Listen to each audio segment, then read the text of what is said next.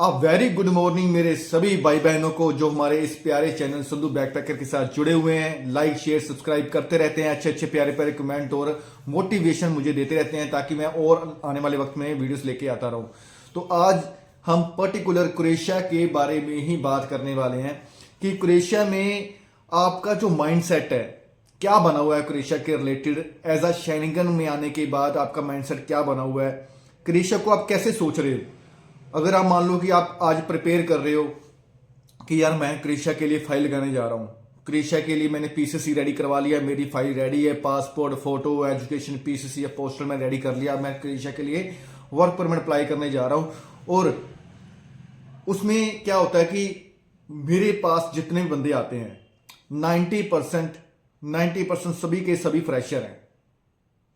किसी का कोई एग्रीकल्चर का काम है, खेती बाड़ी है, पंजाब में तो हरियाणा आपको पता ही है कि सभी खेती बाड़ी करते हैं। अगर कोई और किसी और फील्ड से भी है, जैसे कोई मार्केटिंग कर रहा है, सेल्स का काम कर रहा है, कंप्यूटर ऑपरेटर है, डाटा ऑपरेटर है, तो उनको क्या उनको वहां से निकाल के, क्योंकि ऐसा पर्टिकुलर क्रोएशिया में काम मिलता नहीं है ना, तो उसको पर्टिकुलर उस एरिया से निकाल के फ्रेशर में डालना पड़ता है। तो फ्रेशर के रिलेटेड ही उसको भेजना पड़ता है। तो आपका माइंडसेट पता क्या बनता है क्रोएशिया के रिलेटेड कि आज फाइल लगाई, 6 मंथ बाद वीजा मिल गया, 7 मंथ बाद 8 मंथ बाद वीजा मिल गया, चलो वीजा रिफ्यूज भी हो जाता है ना।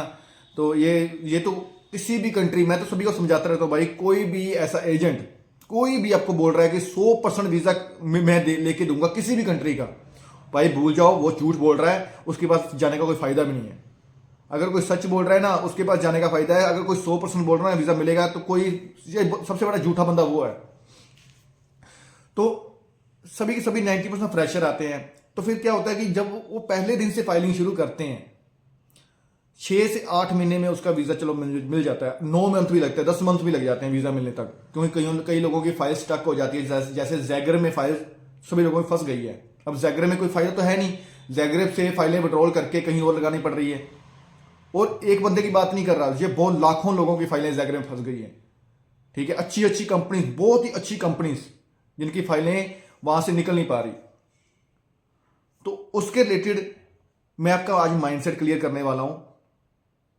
देखो, आप अगर पहले दिन से फाइल लगाते हो, मान लो आप होटल के काम में जा रहे हो, आपका जो है किचन हेल्पर में जा रहे हो, तो आप 6 महीने 8 महीने घर पे बैठ के ये मत सोचो कि अगर फाइल लगा दी है तो 8 महीने बाद जब वीजा मिलेगा तभी कुछ काम सीखेंगे। अगर किचन हेल्पर में फाइल लगी है, डिश वॉशर में लगी है, क्लीनिंग में लगी है, हाउसकीपिंग में लगी है, वेटर में लगी है, तो आपको उस रिलेटेड काम सीख के जाओ। प्लीज प्लीज मैं आपको रिक्वेस्ट करता हूं, उस रिलेटेड काम सीख के जाओ। 8-8 महीने आप अपने यारों दोस्तों के चक्कर में घर में फ्री बैठे रहते हो कि फाइल लग जाएगी, वीजा तो मिलेगा मिलेगा, ठीक है। उस चक्कर में आप फ्री बैठे रहते हो तो कुछ काम नहीं करते। तो कुछ काम ना करने की वजह से आप फ्रेशर हो, बाहर जाते हो, एकदम से आप पर बर्डन आ जाता है, एकदम से बाहर आ जाता है कि डिश वॉशिंग का काम करना है, हाउसकीपिंग का काम करना है। काम आपको आता नहीं है कि हाउसकीपिंग में क्या चीजें यूज होती हैं, किचन हेल्पर में क्या चीजें यूज होती हैं, क्लीनिंग में क्या चीजें यूज होती है, वेटर का काम कैसे करना है, आपको पता नहीं होता। तो आप एकदम से जाते हो तो वहां पे आपको जाके रिस्पॉन्स अच्छा नहीं मिलता एम्प्लॉयर से। आपकी सैलरी तो लग के जाती है 850 यूरो, पर एम्प्लॉयर आपको आपका पहले काम देखता है। सोचने समझने वाली बात है, एम्प्लॉयर पहले आपका काम देखेगा जब जाते हो। वो आपको बताएगा कुछ नहीं कि मैं आपको देख रहा हूं या कुछ भी है, वो ऑब्जर्व कर रहा है आपको। जब आप काम करना शुरू करते हो देखता है कि हाँ भी ये काम कैसे कर रहा है, वैसे कर रहा है। वो कैमरे में भी देखता है आपको। ये रियलिटी है भाई। जो वो आपको काम आप देखता है, काम उसको नहीं आता, वो आपकी सैलरी कम कर देता है, 850 से 600 यूरो सैलरी कर देता है।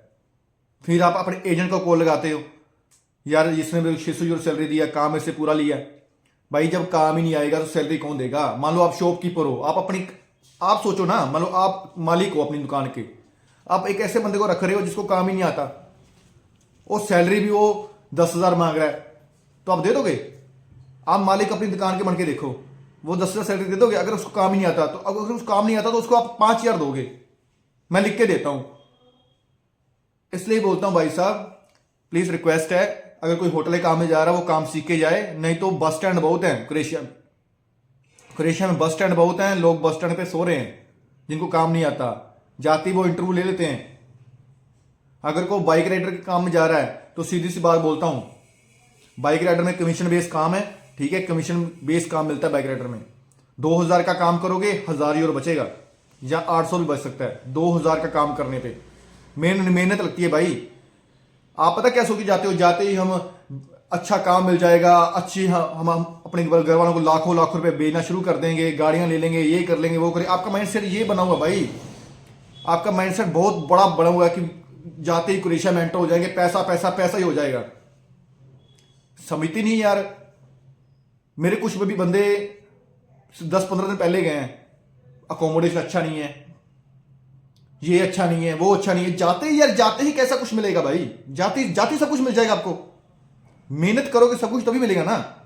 अब कोई भाई विद्वान बैठा होगा जहां पे कि नहीं भाई ऐसा यहाँ पे ये हो रहा है वैसा हुआ, भाई साहब जो मैं अभी बोल दूंगा ना, वहां पे क्रोएशिया में वही हो रहा है। क्योंकि क्रोएशिया जितना मेरे साथ जुड़ा हुआ है ना, जितना क्रोएशिया को मैं जानता हूं, आप उधर बैठे इतना नहीं जानते होगे क्रोएशिया को। मानता हूं काम डिफिकल्ट है, मानता हूं बाइक राइडर काम डिफिकल्ट है, होटल काम डिफिकल्ट है, एग्रीकल्चर का, कंस्ट्रक्शन का, किसी भी काम में जा रहे हो वो डिफिकल्ट है, मानता हूं। अगर आप अपने बिस्तरे से, अगर आप अपने घर के बिस्तरे पे 6 महीने से जुड़े हुए हो, एकदम से वहां पर जाके काम करोगे तो काम तो डिफिकल्ट लगेगा ही ना भाई। काम तो डिफिकल्ट लगेगा, क्यों नहीं लगा डिफिकल्ट? सबसे बड़ी डिफिकल्टी उस बंदे की है जो काम सीख के नहीं जाता। ये तो होटल की बात मैंने आपको बता दी, अब कंस्ट्रक्शन पे आ जाते हैं। भाई साहब आपके एजेंट ने आपको डाल दिया मेसन में, मेसन का काम आपको आता ही नहीं है, एजेंट ने बोल दिया काम सीख के जाओ। आप कहते चलो छोड़ो यार, जब वीजा लगेगा तब 15 दिन सीख लेंगे। 15 दिन में क्या सीखोगे? बाहर जाते हो, जाते इंटरव्यू हो जाता है, वो काम करवा के देखते हैं, आप इंटरव्यू में क्लियर नहीं होते, वो आपका फिंगर नहीं करवाता, वो आपका टीआरसी कार्ड नहीं बनवाता। फिंगर बन जाता है बट टीआरसी कार्ड बनवाने में दिक्कत करता है, टीआरसी कार्ड बन जाता है बाद में टीआरसी कार्ड कैंसिल करवा देता है। कहाँ काम करोगे? स्टील फिक्सर का काम सीख के नहीं जा रहे, मेसन का काम सीख के नहीं जा रहा, जाना कंस्ट्रक्शन में काम सीख के नहीं जाना, वेल्डिंग का काम सीख के नहीं जा रहे। मैं आपको ऐसे ऐसे बंदे बता दूंगा जो दुबई से आए हैं। दुबई से आके, दुबई में काम करना सबसे डिफिकल्ट होता है। दुबई में वो काम सीख के आए, वेल्डिंग का, शटरिंग कारपेंटर का, किसी तरीके का भी। वो इधर आके क्रोएशिया की फाइल लगाई और बाहर जाके इंटरव्यू दिया, पहले नंबर पे वो क्लियर हो जाते हैं। पहले नंबर पे क्यों होते हैं? दुबई में रहने वाले हर शख्स, मैं एक बार बताऊं, जो दुबई में काम करके आया, चाहे वो साल काम करके आया, 2 साल 3 साल, सबसे मेहनती बंदा वो है, उसकी रिस्पेक्ट करो। क्योंकि दुबई में जिसने काम कर लिया, वर्ल्ड के किसी भी कंट्री में वो काम कर सकता है। वर्ल्ड की किसी भी कंट्री में जिसने दुबई में काम कर लिया है,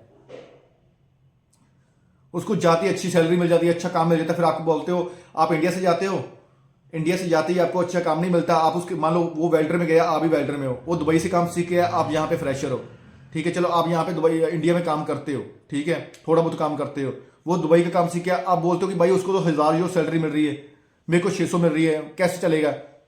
भाई साहब इतना सोचो, वो दुबई से सीख के आया, उसको काम आता है, आपको काम नहीं है, आपका इंटरव्यू क्लियर नहीं हुआ, आपको बाहर फेंक देंगे, रोड पे फेंक देंगे आपको।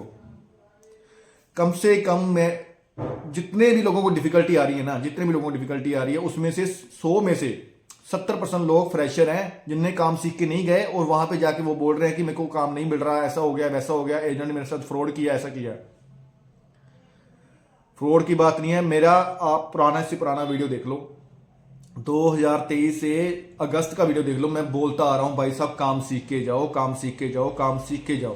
पर नहीं, हमने काम नहीं सीखना, हम घर पे फ्रेशर बैठे रहेंगे।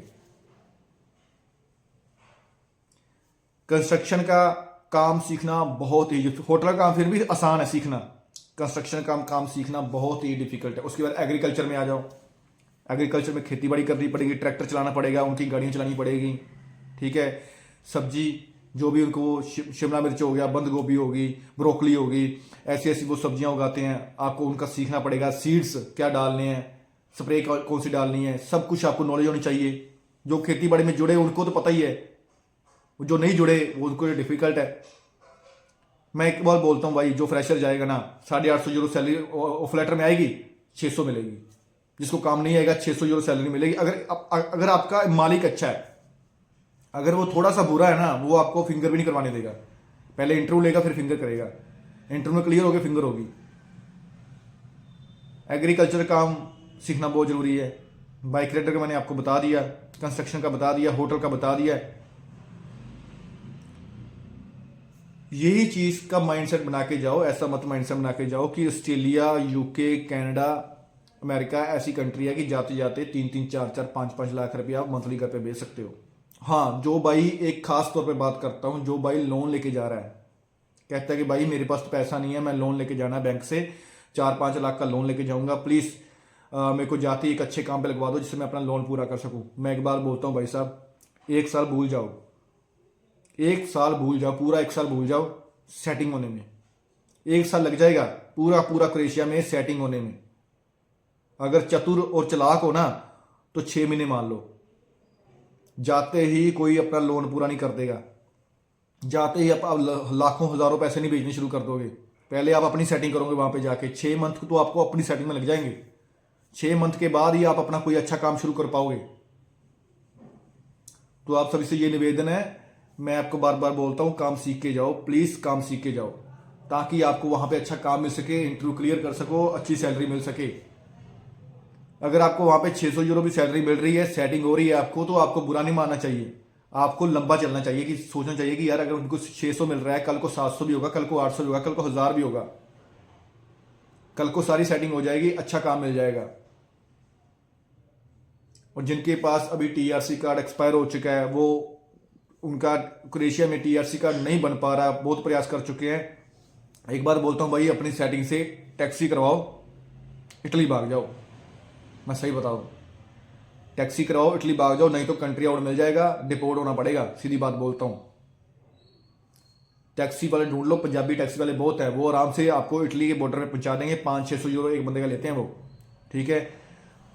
ये भी हाल ही में मेरे को बात सुनने को मिली है, ठीक है। ऐसा करते हैं कि जिनका टीआरसी कार्ड एक्सपायर हो चुका है, वो इटली के बॉर्डर पे जाते हैं, इटली का बॉर्डर क्लियर करते हैं, वहां से वो पुर्तगाल या किसी और कंट्री में मूव हो जाते हैं। क्रोएशिया से निकलना इंपॉर्टेंट है, बाकी कंट्रियों में कोई दिक्कत वाली बात नहीं है।